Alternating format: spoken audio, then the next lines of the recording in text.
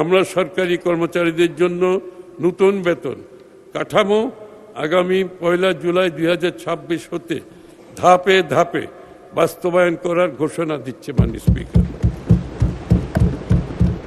দেশের বিভিন্ন অঞ্চলের মধ্যে অর্থনৈতিক সামাজিক অবকাঠামোগত বৈষম্য কমিয়ে সমতা ভিত্তিক সুষম উন্নয়নে বহুমুখী পরিকল্পনা বাস্তবায়ন করা হচ্ছে। মাননীয় স্পিকার, এবারের বাজেট প্রণয়ন ও সরকারের মধ্যমেয়াদী নীতি কৌশল নির্ধারণে বাজেট পূর্ববর্তী অংশীজনদের সাথে ধারাবাহিক আলোচনায় প্রাপ্ত সুপারিশসমূহ সক্রিয় বিবেচনায় নেওয়া হয়েছে।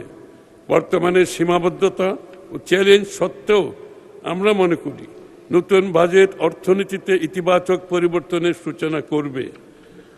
বিনিয়োগ বান্ধব পরিবেশ সৃষ্টি, কর্মসংস্থান সৃষ্টি, উদ্যোক্তা বিকাশ এবং উৎপাদনশীল খাতের সম্প্রসারণের মাধ্যমে অর্থনীতিকে আরও গতিশীল শক্তিশালী করা হবে।